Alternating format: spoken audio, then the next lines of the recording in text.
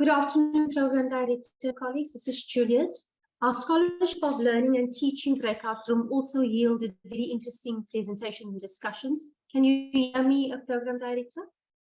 Yes, I can. Yes, I can. Go ahead. Yes. So Anthony Diala and Conrad Potberg focused on a call for a modified segmented approach to teaching aligned to the cognitive load theory. And this was a very interesting three-stage segmented approach that was applied to a specific lecture and explored in relation to its best fit for the legal discipline. This presentation allowed for robust discussion around the student-centered approach, considering scaffolding and manageable units of work. And then a lot of concern with regard to the cognitive load that a student can take at any time and the overall academic load. Following, we also acknowledged our presenter, Million Bimru, who shared on behalf of his student, John Arendse, who had sadly passed away. Million focused on a study at a nursing college in the Western Cape, highlighting a strategy in order to cope with challenges in academia, as many students avoid seeking help and they become disengaged from the learning process.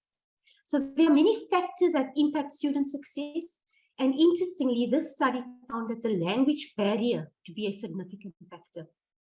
The presentation triggered interest amongst the participants who engaged around transferability of the study and the need to collaborate and replicate the study, for example, in law and UWC nursing. One of the participants from nursing at UWC highlighted how the language barrier at times overruns the other socioeconomic issues, and students actually dropped out because they could not cope with the dominant English language. Another participant highlighted the many underlying issues faced by students on a daily basis, including the stigma when it comes to asking questions, even those who are fluent in English.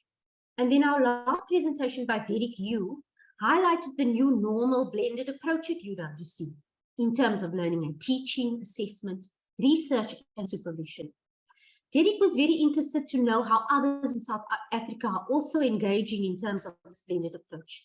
And his study focused on 17 South African economic departments. And the study yielded results in relation to rank and qualifications, NRF rating, teaching and assessment practices, weighting of the assessment, over-assessment, research publications, and then, well, of course, courses offered at undergraduate levels and honors levels. And also, interestingly, Program Director, many institutions in South Africa do not offer the honors research methods module.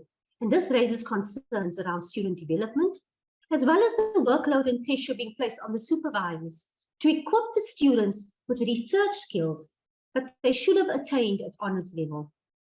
This presentation also led to robust discussion aligned to our previous speakers, and especially on finding the right balance of this blended approach in order for students to cope effectively. The participants in our group felt strongly about the need for faculties to discuss the dire socioeconomic issues facing students, including the precious reading, study, and writing time they lose by getting stuck in a traffic jam or waiting for public transport. Derek made an interesting suggestion for a survey to be conducted across faculties to find out from students if they prefer the double lecture periods, and this may not necessarily be consecutive periods as long as they happen in the same day. So the likelihood of having all our modules classes occur in approximately 3 days, not spreading over 4 to 5 days, and then focus on student improvement, as the students can have 1 to 2 off days to focus on studies, assessment, and even sports activities. I mean, we're speaking about wellness, but is this blend of ours, are we finding the right balance for it? And then lastly, Derek mentioned that his faculty has embarked on a recent study investigating the impact of blended learning and teaching on students' academic success. And the study aims to measure the impact of blended learning and contextual characteristics of student success in 4 2023 first-year undergraduate modules in EMS, and they will be sharing the results of the study soon.